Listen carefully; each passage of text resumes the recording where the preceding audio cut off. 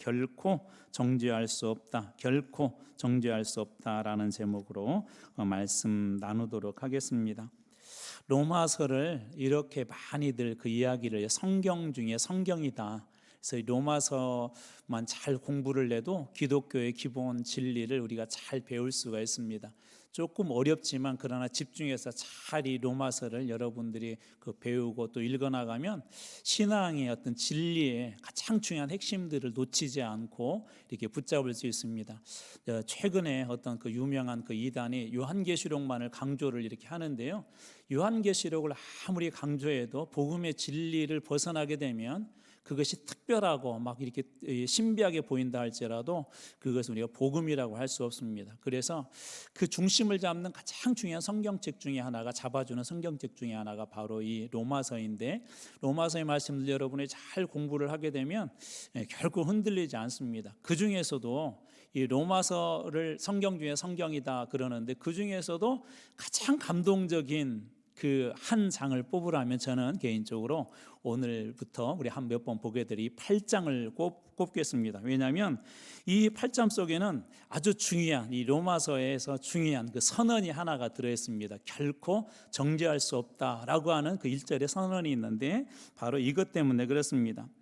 이 선언이 얼마나 기쁘고 감동적인지 이것은 마치 이런 것하고 비슷해요. 뭐 우리나라도 예전에 일제 강점기라는 걸 이렇게 거쳤잖아요. 그리고 나서 그 모든 그 끝자락에 광복을 딱 선언하게 됐을 때 얼마나 큰 그런 기쁨들이 우리나라에 있었습니까?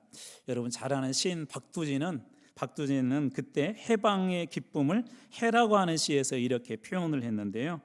이 노래로도 만들어졌어요. 여러분이 아마 한 번 정도 들어보셨을 것 같아요. 해야 솟아라, 해야 솟아라, 맑게 씻은 얼굴은 고운해야 솟아라. 그래서 해방의 기쁨을 이 박두진 시인뿐만 아니라 많은 사람들이 이렇게 노래할 정도로 그 해방, 묶임으로부터 해방된 그 기쁨은 말할 수 없을 것입니다. 그런데 바로 오늘 본문의 말씀이 오랜 기간 동안 어떤 법적인 다툼을 하고 막 그것 때문에 힘들고 죄를 지었네 안 지었네 그러다가 이 사람은 죄가 없습니다라고 마지막에 딱 선언해 주는 것처럼 바로 그러한 선언과 선포가 오늘 이 8장에 들어있기 때문에 이 8장의 말씀은 우리들에게 감동적으로 다가온 것입니다. 우리 앞에 내용에서 율법에 대해서 관해서 얘기할 때 율법이 좀 우리로 하여금 그 좀 안 좋은 영향력들도 좀 있다 막 그렇게 생각하는 부정적인 그런 이야기 때문에 바울은 율법이 선한 것이다라고 하면서 그 선한 이유를 죄를 깨닫게 하고 또 죄를 짓지 않도록 일종의 선을 그어주는 그런 역할을 하기 때문에 율법이 선하다라는 그런 얘기를 했어요. 그러면서 율법에 대해서 우리가 지키려고 하면 할수록 오히려 더 거꾸로 절망한다. 선한 것이지만 절망한다는 이야기도 앞에서 드렸습니다. 왜냐하면 율법을 알면 알수록 예전에 죄로 여기지 않았던 그 죄 항목들이 늘어나는 거예요. 그러니까 죄를 더 많이 지었다는 의미보다도 예전에는 죄로 생각하지 않았는데 이것도 죄였구나, 이런 것도 죄였구나. 뭐 예를 들자면 대표적으로 우리 그런 표현을 제가 한번 예를 들었어요. 예수님께서 간음에 대한 이야기를 할 때 모세가 말한 율법, 그다음에 예수님이 말씀하신 그 간음에 대한 관점들은 훨씬 더 달랐어요. 마음의 음욕을 품는 것도 간음이다 그렇게 예수님은 말씀하셨죠. 그러니까 알아가면 알아갈수록 이것도 죄이구나라는 것을 깨닫게 되고 또 하나는 나 자신이 엄청난 죄인임을 깨닫게 됩니다. 그래서 율법은 더 많은 죄 항목으로 우리를 지적하고 우리는 어떻게 하면 율법을 더 잘 지킬 수 있을까? 몸부림치면 몸부림칠수록 더 큰 그 죄의 수렁에 빠진 사람처럼 죄에 더 빠져가고 있는 절망적인 우리 자신의 모습을 보게 됩니다. 거기에다가 심지어 우리 자신인데도요, 나 자신인데도 선을 행하고 싶어요.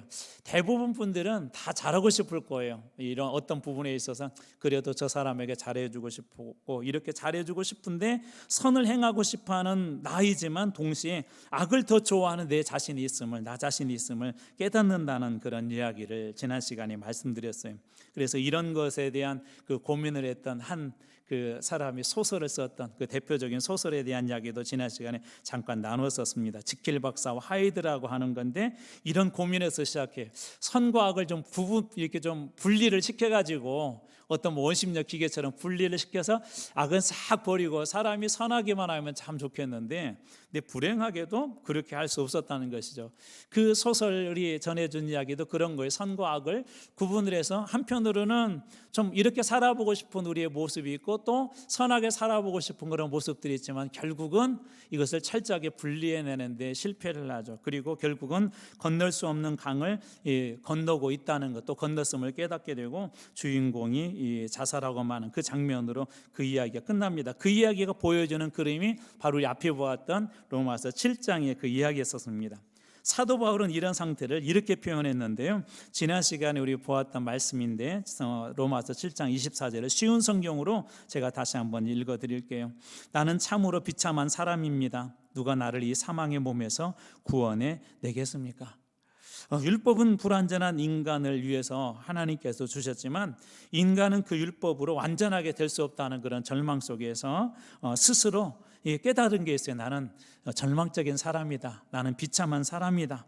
누가 나를 이 사망의 몸에서 정말 구원해낼 수 있을까라고 하는 그런 질문을 이 사도 바울도 던질 수밖에 없었습니다.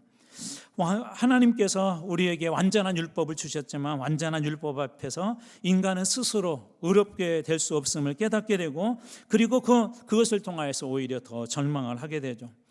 그럼에도 불구하고 율법이 주는 순기능이 하나가 있다고 그랬어요. 로마서 3장 20절입니다. 그러므로 율법의 행위로는 그의 앞에 의롭다 하심을 얻을 육체가 없나니 율법으로는 죄를 깨달음이니라.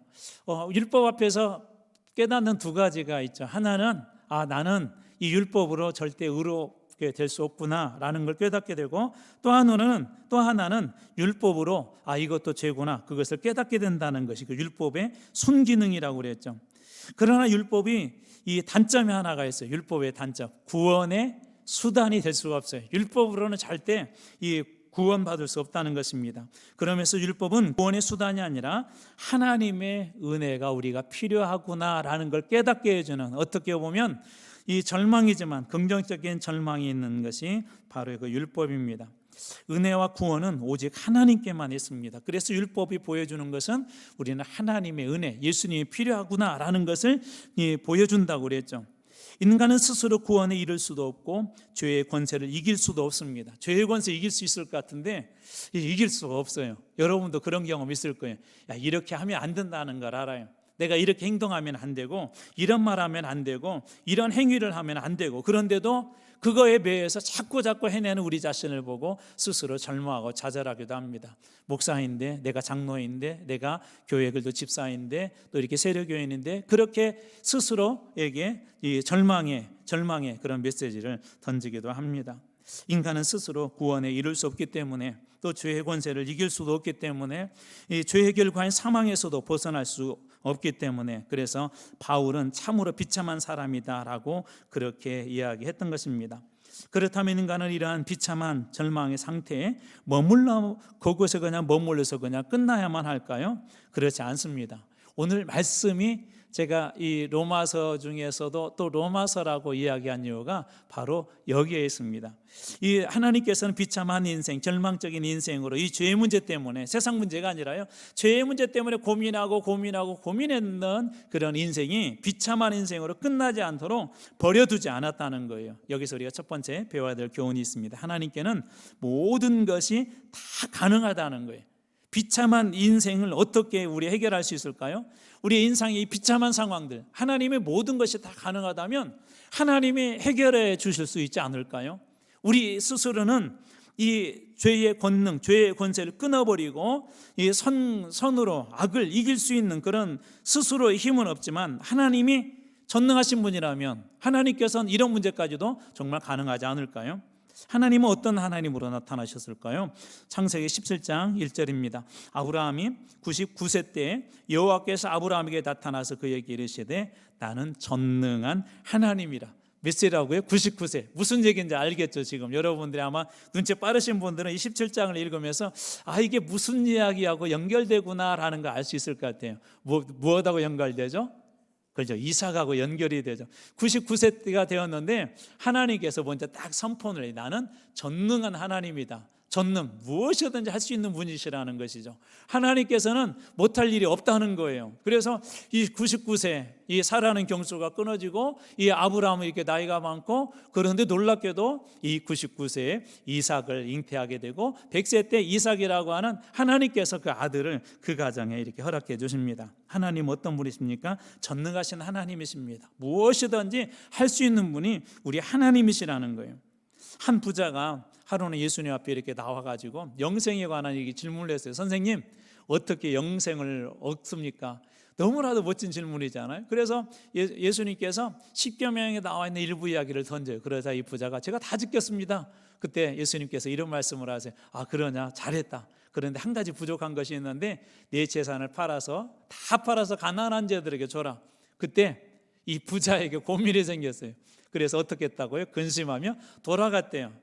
그러자 예수님께서 그 뒤에 해주신 말씀이 참 충격적이었습니다. 뭐라고 말씀하시냐면은 낙타가 바늘귀로 들어가는 게 훨씬 더 쉽대요. 무엇보다 쉽냐면 이 부자가 구원받아서 천국에 들어가는 것보다 낙타가 바늘귀로 들어가는 게 훨씬 쉽대요. 여러분 한번 생각해 보세요. 바늘귀는 정말 작잖아요. 아니 이 정도라고 봐. 이 정도 구멍이 예를 들자면 여기를 어떻게 이 낙타가 이렇게 이 작은 곳을 통과하게, 이것보다 훨씬 작은 곳이니까 거의 불가능한 일이잖아요. 제자들이 걱정이 됐어요. 그러면 예수님, 누가 구원받을 수 있습니까? 도대체 누가 구원받을 수 있습니까? 그때 예수님께서 마태복음 19장 26절에 이렇게 말씀하세요. 예수께서 그들을 보시며 제자들을 보시며 이르시되 사람으로는 할 수 없으나 하나님으로는 다 할 수 있느니라. 자, 이 100세의 아이를 낳는다는 것도 불가능한 일이죠. 그러나 구원받는 일도 이 제자들의 눈으로 볼 때는 불가능한 거예요. 아니 도대체 이 부자가 오히려 낙타가 바늘귀로 들어가는 게 훨씬 쉽다면 누가 구원을 받겠느냐. 그럴 때 이 구원의 문제도 예수님께서는 분명하게 말씀하여요. 사람은 할 수는 없지만 하나님은 하실 수 있다. 여러분 여기에 우리 희망이 있지 않습니까? 어떤 희망이 있으세요? 도대체 구원받지 못할 사람 같아도 우리 눈으로 볼 때 그렇죠. 누구나 하실 수 있다. 하나님은 하실 수 있다는 거예요. 십자가 한 편의 강도를 생각해 보십시오. 그 사람이 구원받을 거라는 거 누가 상상이나 했겠어요? 아니 그는 가장 저주받은 그런 자리에 지금 있는데 그 저주받아 있는 사람과 누가 가까이 하려고 하겠어요? 그런데 그 자리에 누가 계셔요? 예수님 계셨지 않습니까? 예수님께서 그를 마지막 순간 여러분 구원해 주지 않습니까? 이처럼 육신의 문제뿐만 아니라 질병의 문제뿐만 아니라 우리의 인생의 문제뿐만 아니라 이 구원의 문제까지도 세상의 방법으로는 할 수는 없지만 누구나 할 수 있다고 하나님은 다 하실 수 있다. 이것이 오늘 예수님께서 우리에게 말씀해 주신 것 아닙니까? 인간의 최대의 절망은 죄의 문제 아닙니까? 결국은 이 죄의 문제도 누가 해결할 수 있을까? 하나님께서 다 해결할 수 있다는 것입니다. 아니 그것도 다 해결했죠. 이미 우리가 이 로마서를 읽고 있지만 이미 마태, 마가, 누가, 요한복음에 나와 있는 것처럼 예수님께서 십자가에서 다 이루셨습니다. 그래서 오늘 예수 그리스도를 통하여 주신 그 구원의 은혜 속에 있는 사람들을 향하여서 이렇게 선언합니다. 오늘 말씀의 1절입니다. 자, 그러므로 이제 그리스도 예수 안에 있는 자에게는 결코 정죄함이 없다. 어떤 사람에게 없다고요? 그리스도 예수 안에 있는 자에게. 언제? 이제라는 말은 이 헬라어로 뉴인이라는 말인데 지금, 이건 뭐냐면 앞에와 뒤에 어떤 역사적인 전환점을 가리켜요. 야, 너희들이 지금 예수 그리스도 안에 있는 사람들은 이전하고 이후가 완전히 다르라는 거예요. 다른 말로 바꿔볼까요? 말씀 그대로 한번 바꿔볼까요? 이제는 너희들 늘 정죄받는 그런 위치에 살았지만 자, 지금부터는 이제 그리스도 예수 안에 있는 사람들은 더 이상 정죄받지 않아라고 그렇게 선언하고 있는 것입니다. 과거와 그리고 미래를 가르는 그것이 바로 이 이제라는 그런 말입니다. 이제는 어떤 삶을 살아야 됐죠? 비참한 삶을 살아야 했습니다. 선을 행하기 원하는 나에게 악이 함께 있고 죄의 법이 나를 사로잡고 선을 행하기 원하는 나에게 악이 더 힘있게 행하는 우리 자신의 그런 모습들을 종종 보게 됩니다. 이전에는 죄의 권능과 법에 굴복하며 살았습니다. 그리고 사탄의 정죄도 피할 수가 없었죠. 야, 내가 이런데 너 죄인 아니야라고 그렇게 이야기할 때, 사탄이 이렇게 정죄할 때 우리는 그 정죄도 피할 수가 없었습니다. 아니, 하나님의 심판까지도 피할 수 없는 존재가 바로 우리였습니다. 그런데 언제 우리의 인생에 새로운 길이 열립니까? 예수 그리스도 안에서. 예수 그리스도 안에 있는 사람에게는 결코 정죄함이 없대요. 예수 그리스도 안에 있다면 더 이상 사탄도 그거에 대해서 정죄할 수 없고 예수님 하나님의 심판 앞에서도 더 이상 정죄당하지 않는다라고 오늘 1절은 그렇게 선언해 주고 있습니다. 그리스도 예수 안에 있다는 말은 그분의 말씀을 믿고 그분을 믿고 그분의 삶 속에 살아내는 것, 예수 안에 있다는 것은 그런 의미가 있습니다. 예수 그리스도 안에 있는 자들에게 주신 영적 특권들이 있죠. 바로 그것이 뭐예요? 결코 정죄할 수 없다는 거예요. 정죄받을 수 없다는 것입니다. 사탄의 모든 비난도 하나님의 법으로 말미암아 죄 아래 정죄를 받아 사망에 이를 수밖에 없는 인생도 예수 그리스도 안에 있게 되면 완전히 새로운 길, 더 이상 정죄할 수 없는, 죄의 값을 다 치렀기 때문에 정죄할 수 없는 그런 자리에 있다는 것입니다. 이런 삶을 잘 보여주는 그림 하나를 성경에서 뽑으라면 우리 돌아온 탕자 이야기로 한번 돌아가 보면 좋을 것 같아요. 이 탕자 이야기는 여러분이 잘 아는 것처럼 이 우리나라도 마찬가지지만 이게 불효자예요. 어떻게 보면 이 가문에서 완전히 이름을 지워버린 그런 사람입니다. 아버지가 돌아가시도 않았는데 그 유산을 달라고 하는 것은 아버지 빨리 죽으셔, 그거하고 똑같습니다. 그러니까 이 집안에서 완전히 이름을 지워버린 그런 인생하고 사실은 똑같은 거예요. 그런 아들이 돌고 돌아서 나중에 집으로 이렇게 돌아왔습니다. 그래서 그의 삶 속에서는 뭐가 있었어요? 아버지에 대한 그리움이 있었지만 그는 아버지의 집에 돌아가면서도 어떤 생각을 가지고 돌아갔냐면 아버지의 집에 들어가 차라리 내가 하인으로 종으로 있을 거야. 그래도 내가 지금 사는 이 비참한 삶보다 훨씬 괜찮을 거야 라고 하고 이 아들은 아버지의 집으로 향합니다. 그런데 아버지는 어떻게 하죠? 누가복음 15장 22절에 보면 아버지는 종들에게 이르되 제일 좋은 옷을 내어 다가 입히고 손에 가락지를 끼우고 발에 신을 신기라. 작은 아들의 이 신분 모든 것들을 다 이 아버지가 회복시켜 줍니다. 이전에 있었던 그 모든 것들은 다 없애버리고 다시 아들로 받아주고 아들의 신분을 회복시켜 줍니다. 바로 이것이 뉘이에요. 이제는이라는 그런 뜻이고 예수 그리스도 안에 있다는 그런 뜻입니다. 아버지 안에 있는 사람들에게는 이러한 신분이 주어지게 되면 뭐가 생기죠? 아들의 권능이 주어지죠. 아들의 권세가 주어지죠. 아들로서 그 집안에 있는 하인들에게 명령할 수 있는 그런 힘들이 생기지 않습니까? 완전히 신분이 뿐만 아니라 예전에는 세상의 권세 속에 살았다면 이번에는 아버지의 그 권능 안에 사는 그런 완전히 새로운 인생이 된 것입니다. 언제 그렇게 우리도 하나님 앞에 결코 정죄함이 없다라고 그렇게 바뀌었습니까? 우리의 신분이 바뀔 때 아닙니까? 그때 하나님께서 예수 그리스도를 통하여서 우리 모든 죄악들을 다 대신 갚아주시고 하나님의 자녀로 하나님의 아들로 우리를 삼아주시면서 더 이상 사단 마귀로 하여금 이 그리스도인들을 정죄하지 못하도록 이 사람은 정죄받을 수 없는 사람, 의인이라고 그렇게 칭해 주셨다는 것입니다. 그렇기 때문에 여러분 이 부분에 대해서 우리가 믿어야 될 것이 있어요. 하나님은 이 죄의 문제도 다 해결하셨다는 거예요. 예수 그리스도를 통해서 완전히 다 해결하셨다는 거예요. 그러면 어떠한 정죄도, 이 사탄의 어떠한 정죄도 우리들에게 통할 수 없습니다. 그럴 수는 있죠. 야, 너 예전에 그랬잖아. 근데 이미 누가 다 갚아주셔서 예수님이 다 갚아주신 거예요. 그거에 대해서 더 이상 정죄받을 이유도 없다는 것입니다. 그리고 나서 우리는 새로운 그런 법의 영향력을 받는데요. 오늘 말씀의 2절입니다. 이는 그리스도 예수 안에 있는 생명의 성령의 법이 죄와 사망의 법에서 너를 해방하였습니다. 너를이라고 되어 있지만 어떤 사본에는 나를이라고 되어 있어. 나를. 신분이 달라졌으니까 새로운 힘, 권위 그리고 법의 적용을 받겠죠. 다시 한번 읽어드려 보겠습니다. 이는 그리스도 예수 안에 있는, 이 부분이 중요하죠. 1절도 마찬가지인데 이는 그리스도 예수 안에 있는 생명의 성령의 법이, 그 예수 안에는 뭐가 있습니까? 생명의 성령의 법이 있대요.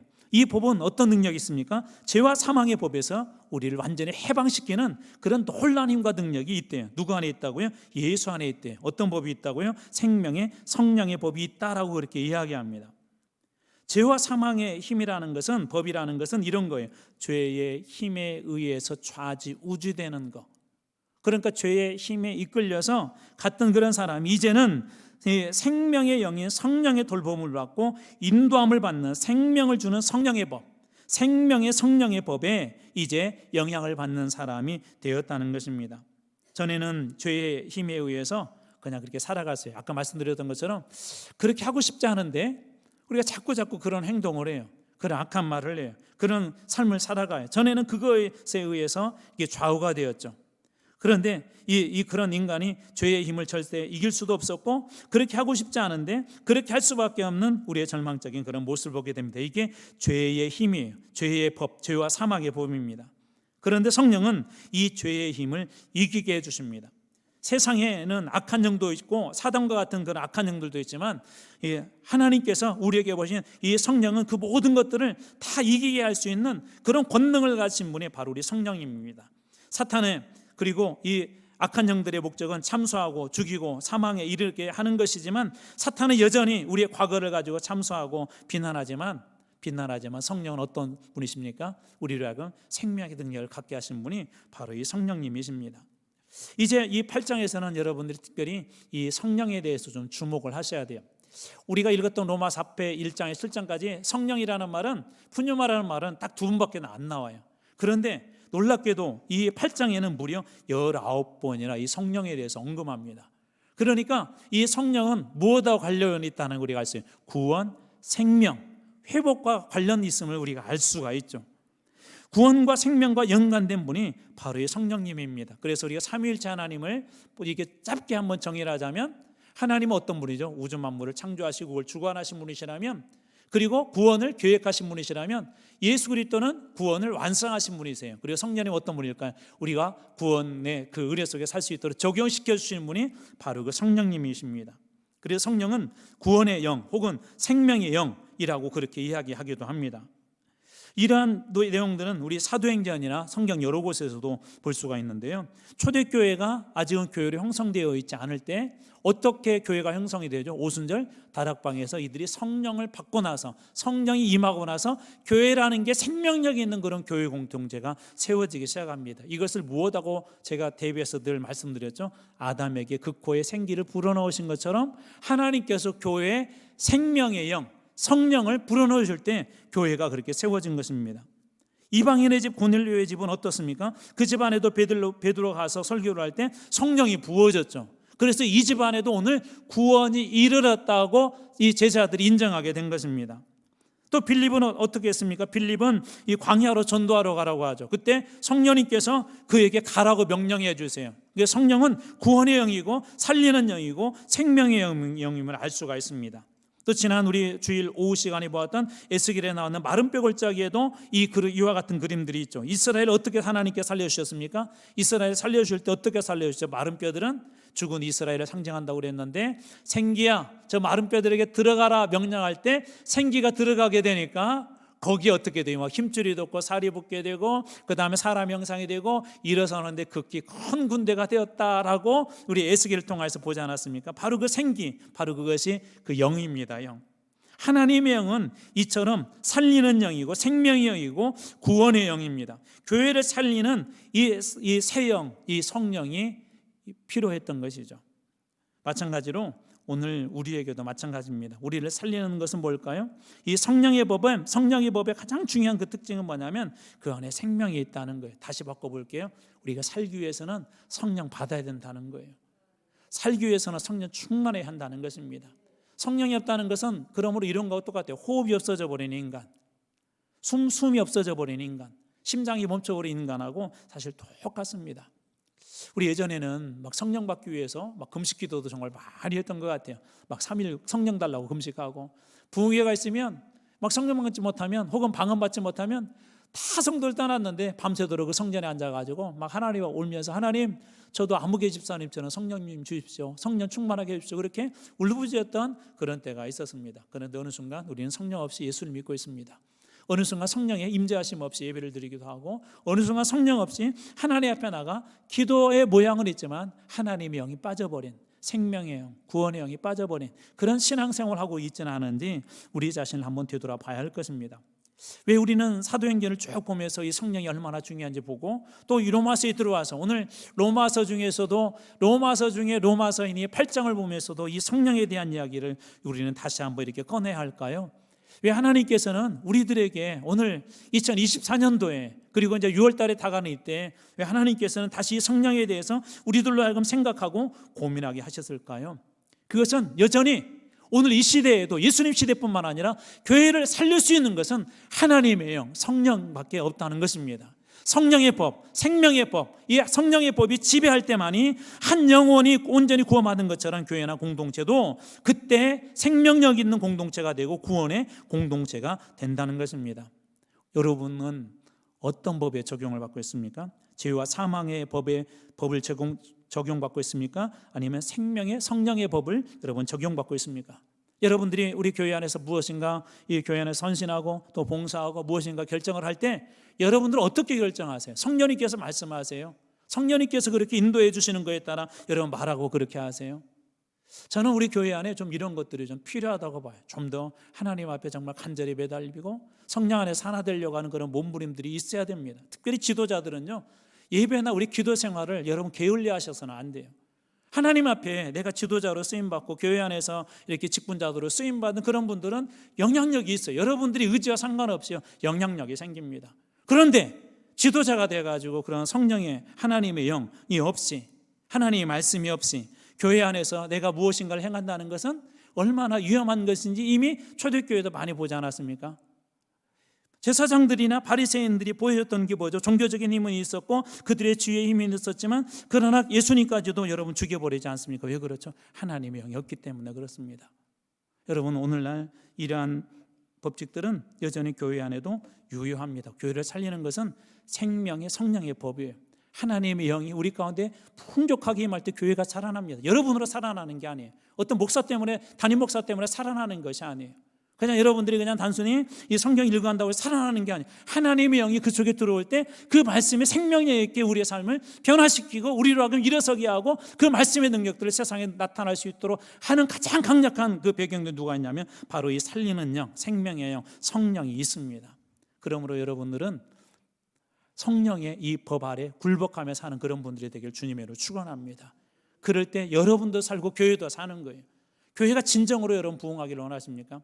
우리 계속 40주년 이야기하는데요, 40주년 때 저는 정말 하나님께서 우리 교회 안에 놀라운 이제, 오늘 우리가 보았던 이제라는 단어처럼 이전과 이후가 완전히 달라지는 교회가 됐으면 좋겠어요. 이전에 신앙생활했던 모습하고 이제 40주년에 대해서 이제부터는 신앙생활하는 모습이 달라졌으면 좋겠어요. 교회 안에 영적 흐름이 바뀌었으면 좋겠어요. 그럼 어떻게 하셔야 돼요? 준비하셔야 돼요. 기도로 준비하고 말씀으로 준비하고 우리 개인이 준비하고 철저하게 하나님의 법, 성령의 법 안에 우리가 묶여 살아갈 수 있도록, 그 속에 묶여서 살아낼 수 있도록 우리 하나님 앞에 고민하고 그렇게 나갈 때 죄와 사망의 법이 지배하는 교회가 아니라 생명의 성령의 법이 지배하는 교회, 생명의 성령의 법이 인도하는 그런 그리스도인들이 다 되게 될 줄로 믿습니다. 그때 교회는 살아나는 거예요. 내 영혼은 살아나는 것입니다. 이런 결코 정죄함이 없는 인생의 걸음들은, 그 길은 반드시 이 성령의 법, 생명의 성령의 법을 따르게 되어 있어요. 오늘 말씀의 3절입니다. 율법이 육신으로 말미암아 연약하여 할 수 없는 그것을, 우리 앞에서 여러분 보았어요. 율법을 지켜서 우리가 아무리 구원받으려고 해도, 잘하려고 하도 어렵게 될 수 없다는 우리가 깨닫는다고 그랬죠.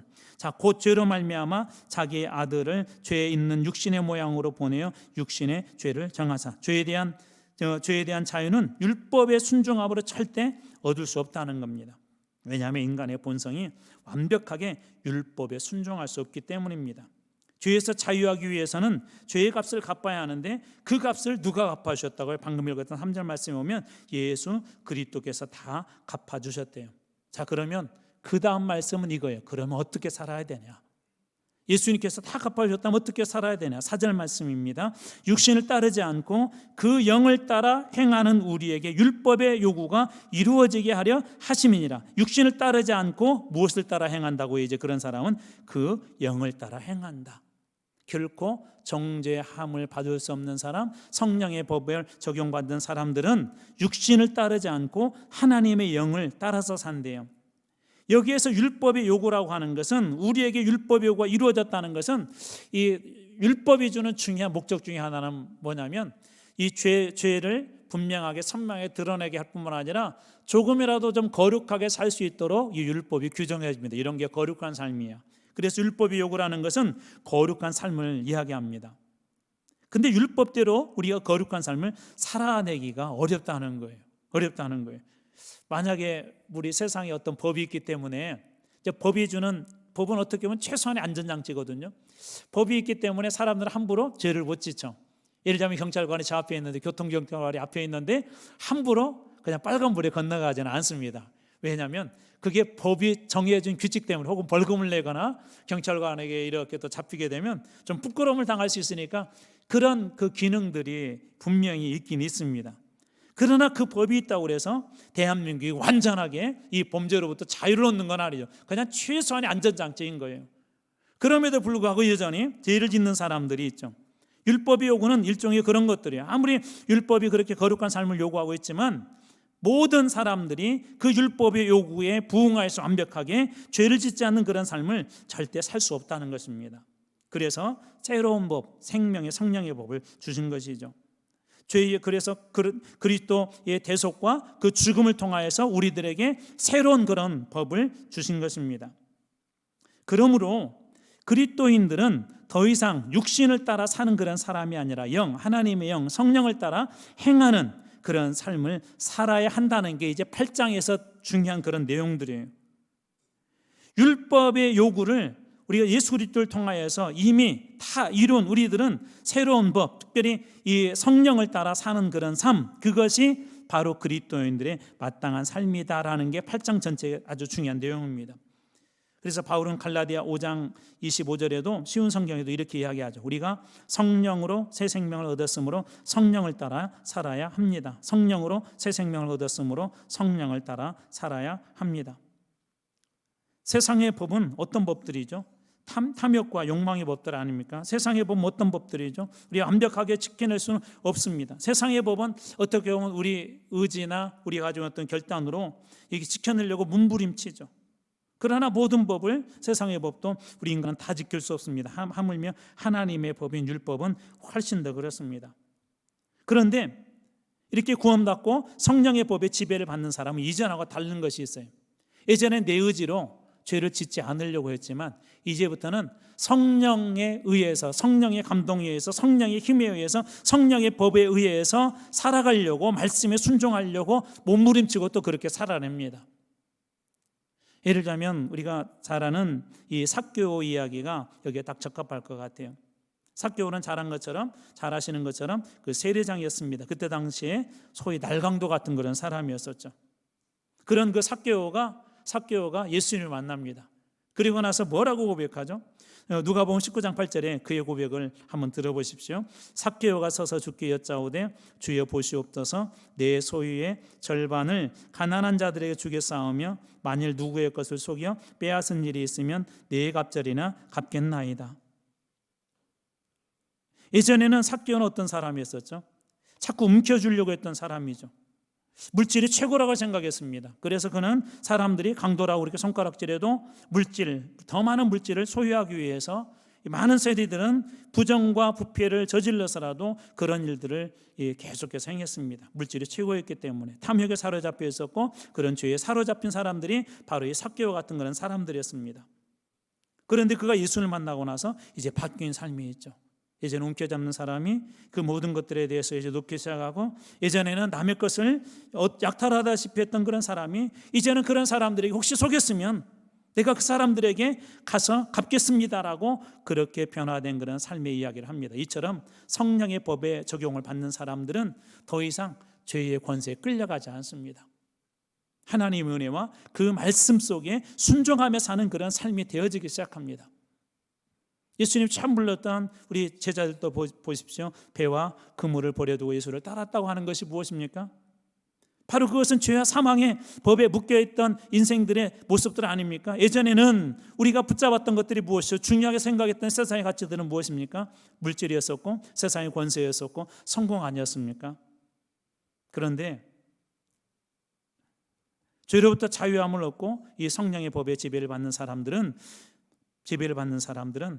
이제는 그 세상의 가치에 묶여 사는 그런 사람이 아니라 이제는 예수 그리스도의 은혜 안에서 말씀을 누리며 말씀대로 살려고 몸부림치며 삽니다. 몸부림침이 달라요. 예전에는 세상에서 성공, 물질을, 그것을 어떻게든 더 많이 갖고 더 높은 자리에 오르기 위해서 몸부림치며 살았다면, 이제 구원받은 이후에 성령의 은혜 속에 있는, 성령의 충만함 속에 있는 사람들은 이제는 다른 걸 가지고 몸부림쳐요. 어떻게 하면 더 말씀대로 살아낼 수 있을까? 어떻게 하면 예배 가운데 우리 주님을 더 깊이 예배할 수 있을까? 어떻게 하면 내 물질로, 나에게 주신 이 물질로 하나님께 영광을 돌리며 살 수 있을까? 어떻게 하면 내가 다른 성도를 이렇게 할 수 있을까? 어떻게 하면 내가 한 영혼을 살릴 수 있을까? 어떻게 하면 내가 더 많은 사람들을 구제하고 도울 수 있을까? 어떻게 하면 교회를 더 이렇게 할 수 있을까? 몸부림치는 양상이 달라진다는 것입니다. 여러분들은 어떤 분입니까? 오늘 첫 번째 선언처럼 결코 정죄받을 수 없는 그러한 확실한 죄와 모든 사망의 보로부터 자유함을 받은 그런 인생을 여러분 믿습니까? 그렇다면 여러분의 인생은 이제 생명의 성령의 법에 지배를 받는 그런 분들입니다. 성령님은 우리들에게 더 이상 그런 죄와 사망의 얽매여서 살아가도록 버려두는 그런 분이 아닙니다. 우리 힘으로 할 수 없는 것들도 성령님은 해낼 수 있게 합니다. 예전에는 예수를 위해서 도망쳤던 베드로가 성령 받고 나서 어떻게 합니까? 그 예수를 위해서 모든 걸 다 내어놓지 않습니까? 그의 사상과 지식을 다 깨트려버리고 그런 이방인에게서도 가서도 복음을 전하지 않습니까? 이처럼 이전과 이후의 삶이 완전히 달라집니다. 결코 정죄함을 받을 수 없는 그런 인생, 이제 죄로부터 완전히 자유함을 얻은 인생은 이처럼 그냥 단순히 선언이 아니라 삶으로 그 신앙을 보여주고 말씀을 보여준다는 거예요. 성령의 법이 저는 여러분들을 인도하고 또 여러분들을 붙잡아 주길 주님으로 축원합니다. 내 힘으로 할 수 없는 걸 그때 하게 하세요. 내 힘으로 용서할 수 없는 것을 그때 용서하게 하시고, 내 힘으로 그때 구제할 수 없는 것을 구제하게 하시고, 내 힘으로 할 수 없는 선교를 그때 선교하게 하시고, 내 힘으로 하나님 앞에 예배드릴 수 없을 그때도 성령님은 우리들로 하여금 예배드리게 합니다. 초대교회 사도행전에서 보여준 그림들이, 제자들에게 보여준 그림들이 다 그런 그림들이었습니다. 사랑하는 성도 여러분, 첫 번째 여러분 기억하십시오. 사단의 어떠한 정죄도 여러분을 결코 정죄할 수 없습니다. 자, 두 번째, 그렇다면 우리는 새로운 법에 적용을 받습니다. 생명의 성령의 법에 적용을 받습니다. 이런 적용을 받는 사람들은 세 번째, 삶이 이제는 이전과 이후가 달라지는 그런 삶을 산다는 것입니다. 여러분들은 어떤 삶을 삽니까? 오늘 말씀을 기억하면서 여러분 삶에도 사단의 어떤 권세도 여러분들을 무너뜨리거나 여러분을 정죄할 수 없음을 믿고 그리스도의 법 안에서 그리스도의 이름을 드러내고 말씀대로 살려고 몸부림치는 성령의 법에 사로잡혀 사는 여러분들 다 되시길 주님으로 축원합니다. 기도하겠습니다.